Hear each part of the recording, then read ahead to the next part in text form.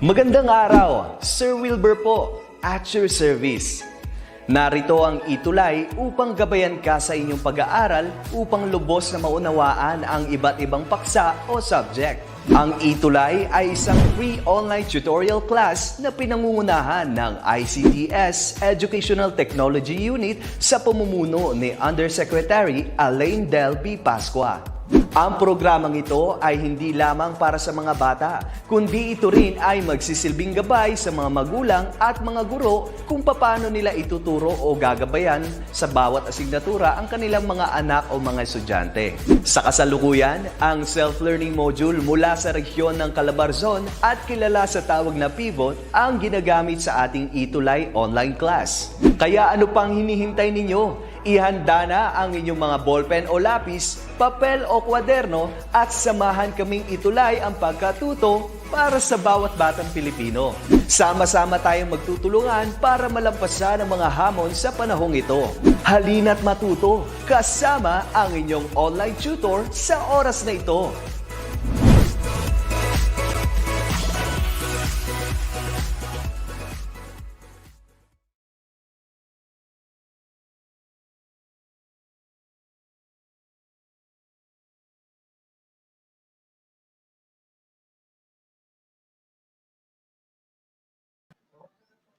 Good morning, everyone. Welcome to our quarter 3 para sa ating TLE 9. Ako po si G3, TLE 9.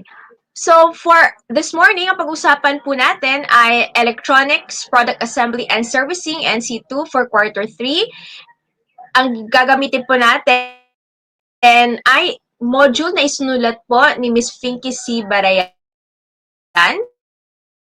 at inedit po ni Ms. Ruth B. Mangyat. Ang lesson po natin or topic natin ay would fall on preparing for termination and connection of electronics circuits. Bago tayo magsimula sa ating quarter 3, week 1, for that module week 1 and 2, mag-review po muna tayo. This under electronics. So last time, sabi nyo Avengers, ito ay hindi siya Avengers. So tingnan natin kung may sasagot ba. Yan po ay symbol for ampere, which is ampere is a unit of measurement for electric current as a French physicist. Next, hulaan din natin kung anong signage ito. So we see this one sometimes at the mall, sometimes in areas, mga hardware, no? Which very important. Kailangan may ganito. What symbol is this? Yes, it's a signage for flammable materials. And it belongs to chemical hazard. So, very important, if we have some flammable materials, kailangan maglagay tayo ng itong signage. So that hindi tayo mag-smoke or wala tayong outlet closer. Ito. We usually see this one at the mall. O hindi naman sa mga daanan. Okay? Just to give us a heads up, baka, ano kaya ito? Yes, correct. Baka it's a slippery surface.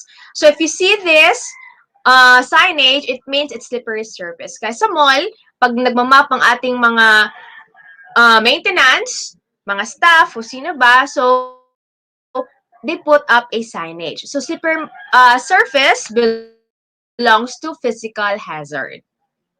Slippery. For example, sa kusina, may na-oil na hulog sa floor, di ba? May tubig, fruit peeling, so it's a slippery surface. So, careful. And they belong to physical hazard. Next, ito.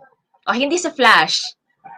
Ma'am, flash daw. Hindi po. So, makikita natin ito on electrical post or yung mga satellite, electrical satellite. Kung ibig sabihin, for example, Davao Light dito sa Davao City, meron silang satellite kung saan ang doon ang mga transformers nila. On the gate, naglalagay sila ng ganitong signage, which means high voltage. Let's go to number 5. Ito. We have mentioned this a while ago, letter V. Very good. It came from the name Alessandro Volta, who is an Italian physicist. Very good. Okay, so volts is a unit measurement for voltage, letter V. Now, let's have a OHS. So what is OHS, or Occupational Health and Safety? Okay, it is a multidisciplinary field concerned with the safety, health, and welfare of people of any occupation. Kahit sa eskwelahan, sa paaralan, sa bahay, kailangan meron tayong safety protocols because safety is everyone's responsibility. So let's start with what are the 5 different types of hazards. Still on our review. So marami tayo. So let's try to, in any, your comments can be, wala naman tayong, in any order lang tayo ha. Okay. Yes, meron tayong chemical hazards, yung mga flammable. Okay. Mga thinner, mga pintura, they are chemical hazards. Okay. Physical hazards, yung sabi natin, slippery ang floor, fruit peelings, sa kusina pag may nahulog na mga oil, mga kanin, those are physical hazards, okay? Or yung mga scotch tape, mga clay na nasa floor, kailangan linisan natin. Biological hazards, so what are this? O say example, yung nagbahing-bahing, you don't cover your face, those are biological hazard. Nakaching ka, so your saliva or when you cough, you don't cover your mouth.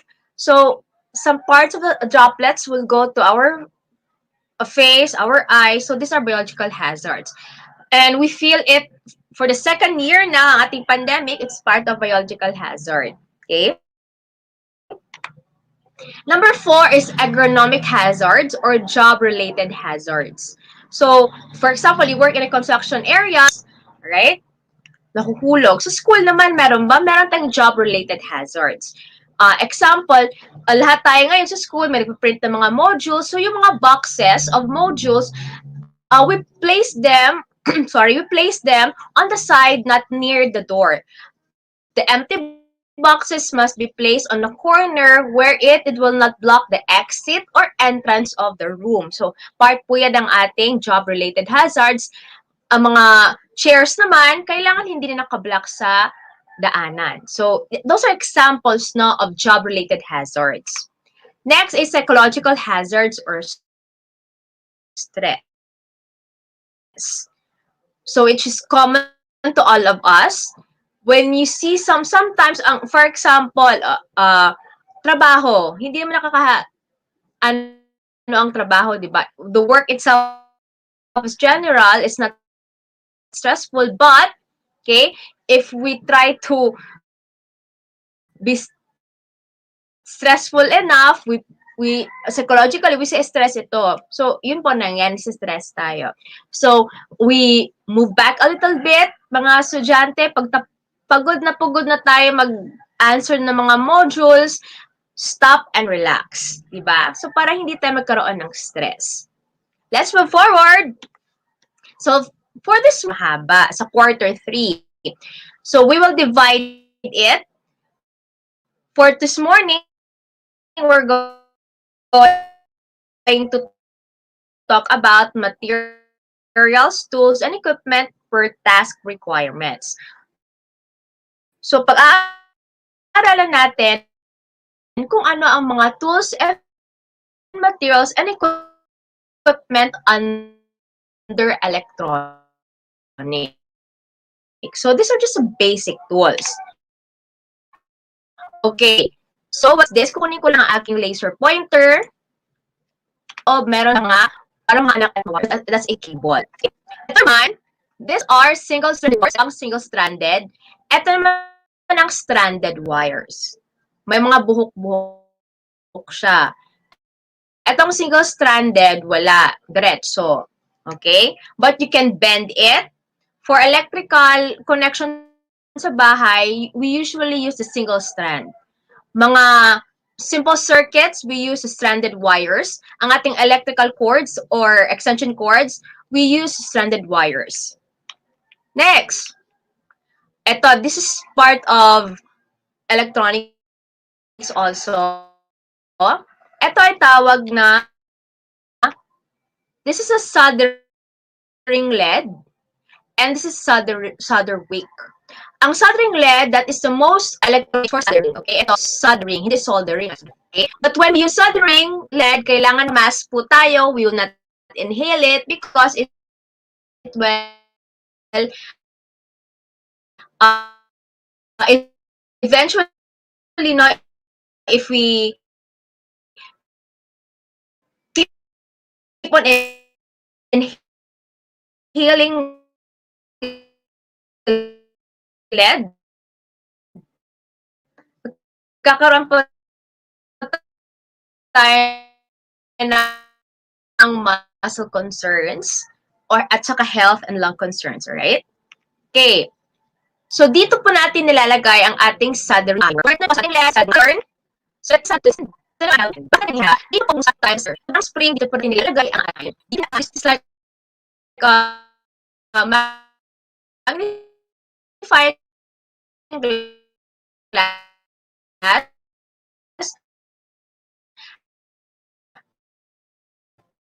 In electronics, electrical,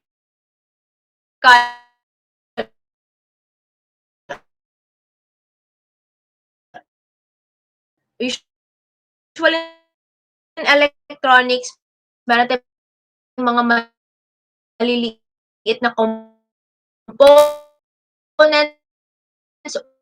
or wire.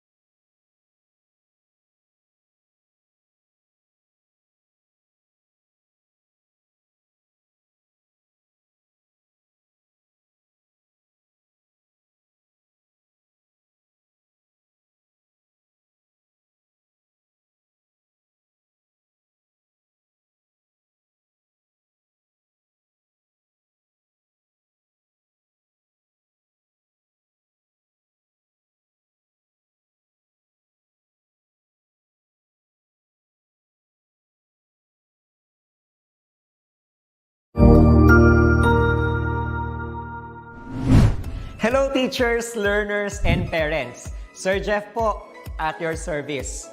Alam nyo ba na meron tayong website na tinatawag na DepEd Commons? Ang DepEd Commons ay binuo upang gawing accessible ang pagtuturo at pag-aaral dito sa ating bansa gamit lamang ang inyong mga smart devices gaya ng cellphones, tablets, at computers. Dito ay maaari nating ma-access ang iba't ibang learning materials mula sa Department of Education.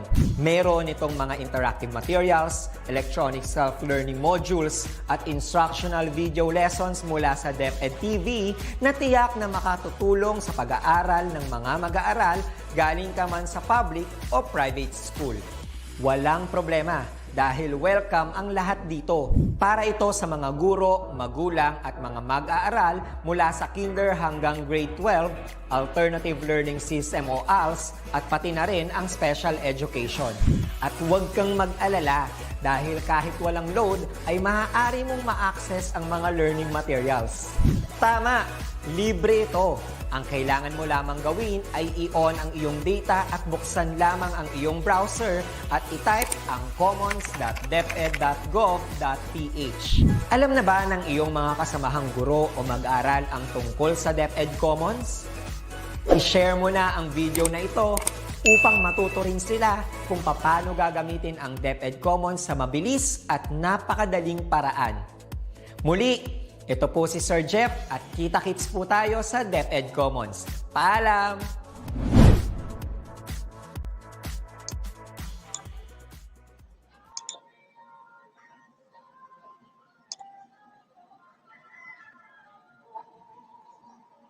Hello! Alright, ulitin natin na, sorry.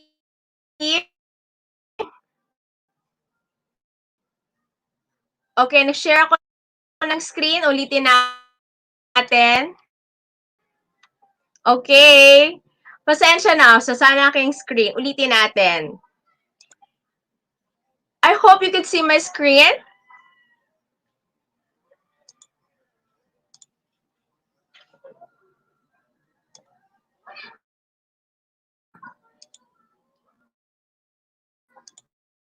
Sige, ulitin ko ha. Share ko yung screen ko ulit. Pasensya na po.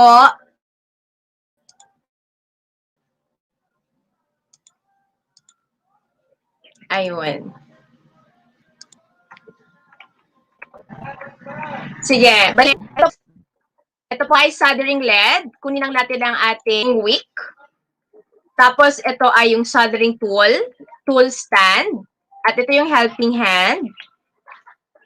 Tapos, ito ang ating soldering iron at soldering pump o desoldering pump.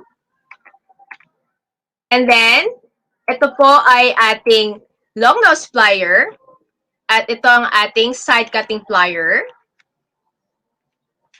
Tapos, ito ang ating, sabi ko kanina, ito yung ANS. Ito ay yung analog multi-tester. At ito naman yung digital multimeter. But they are just the same. Okay? Ito yung analog. Ito naman yung digital connecting and terminating electronic wiring circuit. So, this is the soldering. Pag sabing desoldering, it's removal of solder. Okay? Pag sabi namang soldering, it's a process of joining two or more electronic parts together. Alright? So, dalawa tayong terms ngayon na soldering and desoldering. Sige. So, let's try to check what you have remembered. So, this is composed of several small wires bundled or wrapped together to form a larger conductor.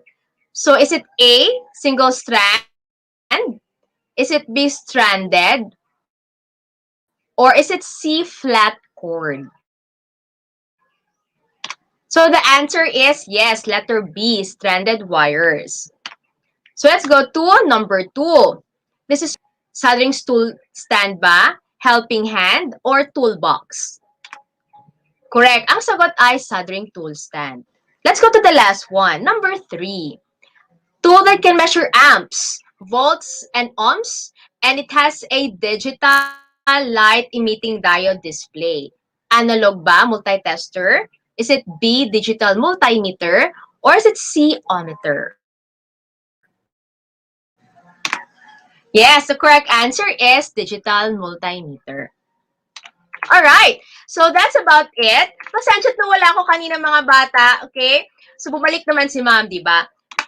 Magkita-kita po tayo ulit next week po, Friday, for another part of our Module 1 under Quarter 3, still terminating and connecting electronic wires. Maraming salamat po at ang susunod po natin ay si Tutor Marco para sa ICT CSS tutorial.